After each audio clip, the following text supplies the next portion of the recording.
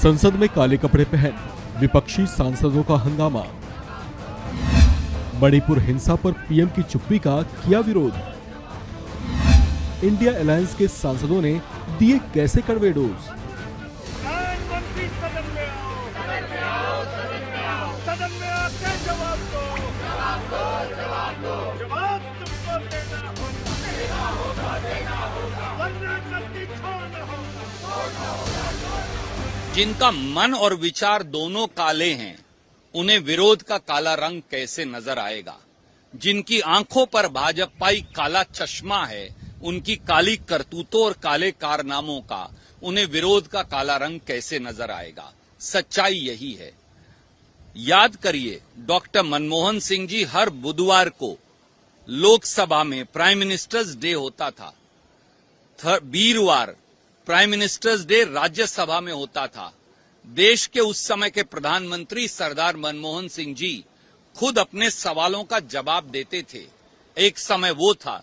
एक समय ये है कि मणिपुर शब्द से ऐसे उन्हें लगता है जैसे पाकिस्तान है। मणिपुर इस देश का अभिन्न हिस्सा है। 37 लाख लोग आज पीड़ित हैं। मणिपुर जल रहा है।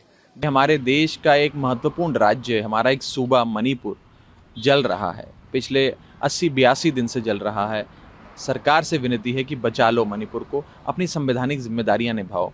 अनुच्छेद 355 और अनुच्छेद 356 का पालन करते हुए मणिपुर में केंद्र सरकार की जिम्मेदारी बनती है कि शांति भाईचारा बहाल करे और आज की जो वहाँ सरकार है उस सरकार को बर्खास्त करे, मुख्यमंत्री को। प्रधानमंत्री मणिपुर के लोगों के घाव पर नमक छिड़क रहे हैं। जिस समय हम बोल रहे हैं कि वो मणिपुर जाके देश की व्यवस्था को संभाले, राष्ट्र सुरक्षा के हित में काम करे, वो यहाँ पे भाषणबाजी में लगे हुए हैं। तो इसी से साफ जाहिर होता है कि भारत के इतिहास में हमें पहली बार एक ऐसा प्रधानमंत्री मिल रहा है जब देश के किसी कोने में आग लगी हुई है तो वो देश के राजधानी में अपने ही भाषण में मग्न हो चुके हैं। लेकिन दूसरी तरफ आप काला कपड़ा पहने हुए हैं, इसके बारे में बताइए। आज काला कपड़ा पहनने का कुछ खास पर्पस, मकसद? देखिए, ये काला कपड़ा प्रधानमंत्री मोदी जी के अहंकार के खिलाफ है।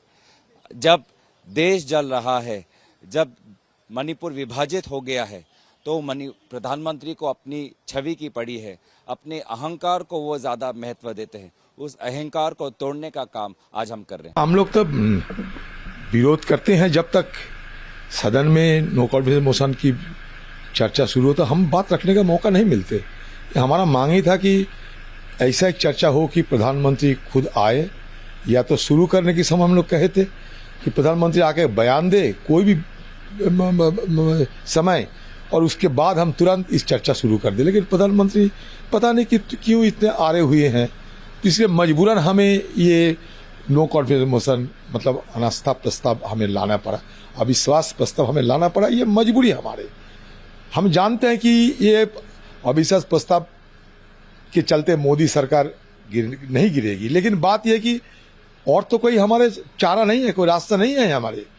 इसलिए ये मजबूरन हमें ये रास्ता अपनाने पड़े, क्योंकि देश के सामने देश की प्रधानमंत्री आके मणिपुर की और साथ साथ देश के आम लोगों को कोई शांति की वार्ता दे।